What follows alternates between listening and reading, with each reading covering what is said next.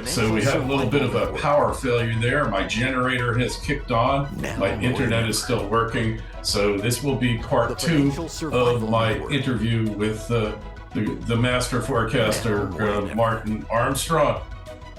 The Financial Survival Network. The Financial Survival Network.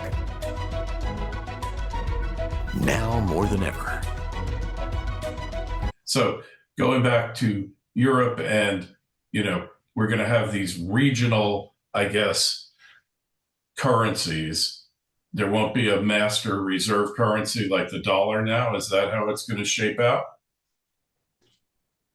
Well, I think you'll end up with two. I mean, the IMF is creating their own coin, and they're trying to, replace the dollar. But again, I don't think they understand what makes a reserve currency to begin with. They think they can just decree it, and that's just not going to be the case. So I would say that I'm not really 100% sure that that's going to work out very well for them. But what I would look at is you're definitely creating, you've bifurcated the world economy because of the sanctions against Russia.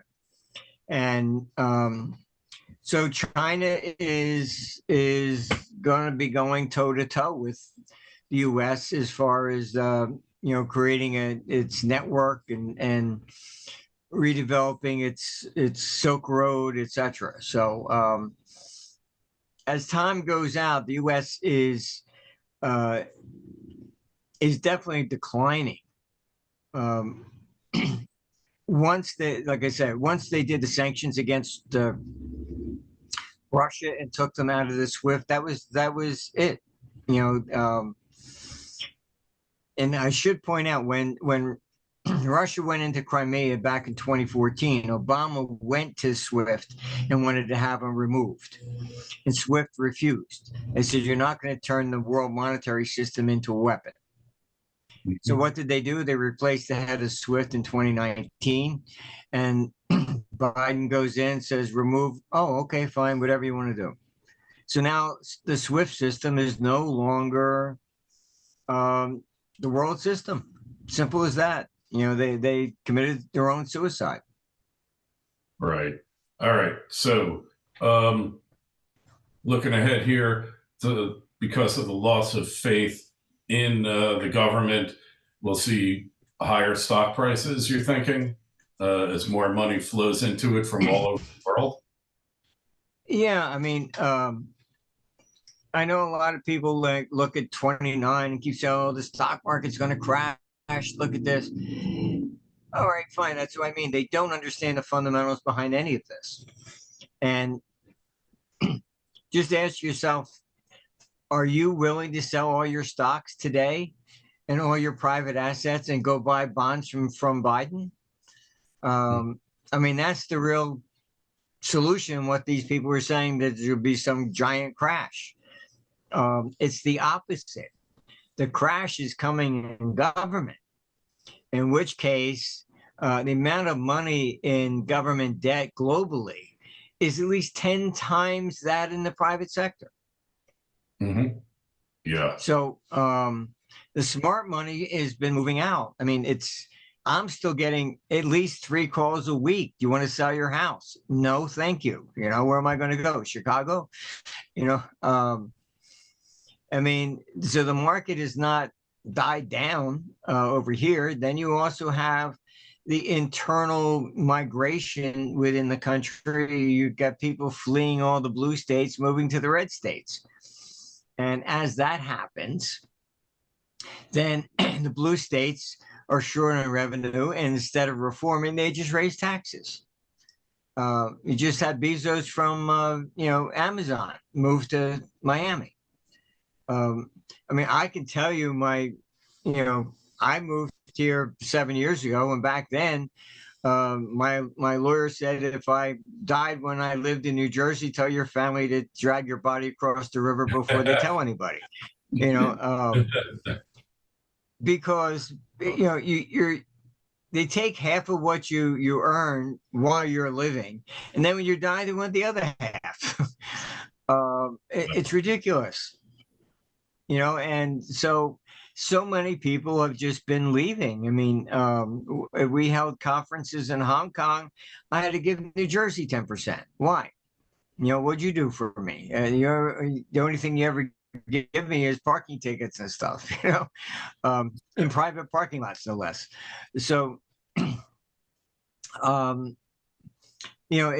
think that's where we're really going here. It's the confidence in government is collapsing. And as I said, their own study in Europe showed it's down to 30%. When you're looking at confidence collapsing like this, you're not going to buy the debt. Yeah. And that's the sovereign debt crisis, when China no longer continues to buy the debt and is a net seller. How do you then raise money to pay off the last tranche of debt that's expiring? Yeah. That's when governments collapse. That's how it happens. Mm-hmm. Hey, so inflation. We're looking at more inflation in the coming year, or is it going to back off or reemerge? No, we're looking at an economic recession after May into 28. But that's going to be met with still rising inflation, because we're looking at, this type of inflation is more like the 70s. When OPEC raised the price of oil, it was a cost push inflation. So we ended up with stagflation. This is the same thing. Once they did that COVID nonsense, locking us down, I mean, I got emails from farmers. They had to kill 30-some thousand chickens because, one, they couldn't buy the food to get it in, and two, they couldn't get anybody to pick up the chickens to take them to market. It's ridiculous. Yeah. So what do you do? Insane. I mean, these people are, honestly, those in government are just, there's nobody there with half a brain, or maybe even 10% of one.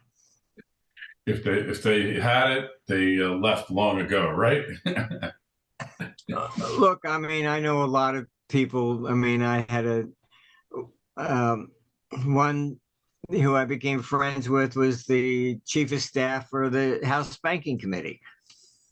And he was going to retire. And I said, why are you doing that? He's retiring early. He says, I can't take it here anymore. I got to get out. I said, we really could use people like you still here in the next few years. He's, no, sorry, not interested. I know 6 other politicians leaving, all saying the same thing. I just want to get out of here before the roof caves in.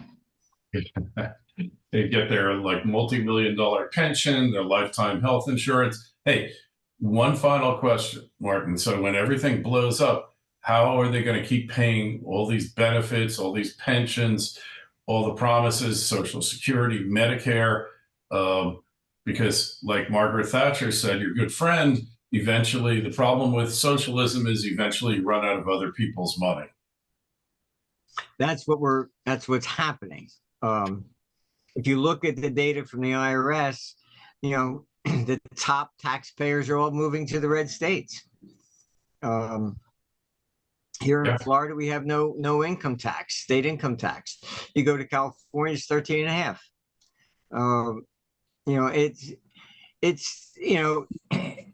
It's just economically not feasible. And so at this stage in the game, what will happen, I think, is that they need war as a diversion. So what I have heard on war is that they may start it even this summer. Really? And look, these people just they're insane. But the scuttlebutt is that, well, no president has ever lost an election during war. So we start the war so Biden gets reelected. Others are saying, well, they're afraid that Trump's going to win. So if they start a war before he gets in, then he can't get out of it. So I would be very concerned that you're going to see these people connive some sort of a war, in the summer, um, probably maybe July. Um, I mean, this is what they're doing. All right. And Oh, they need this diversion because government is collapsing. They're not going to be able to fund all these social programs as you've pointed out. Uh, and then they blame everything. Like when inflation started, they were calling, "Oh, it's Putin's inflation," right. Um, and They- they need a diversion because they are not willing to admit that since World War II, all they've ever been doing is borrowing every year with no intention of ever paying it off. As correct. I Hey, said, right now we got interest payments at $1 trillion.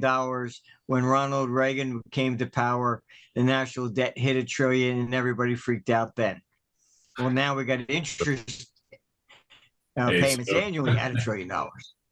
to these people, little things like police and fire protection and ambulances, those are social programs to them, just like any other social program. And they're there to be cut and to be done with as they see fit.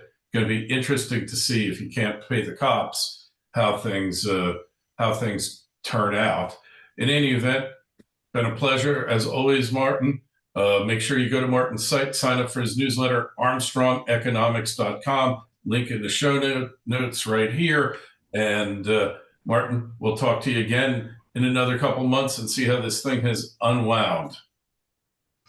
Well, nice to see you, Kerry, and stay warm on your side of the state. We're trying. It hasn't been easy, but I think it's warming up now. And hey, with all these new bodies coming into the state, staying warm shouldn't be any problem, right? Hope so. I just hope they all go to your side, the east side, not the west side.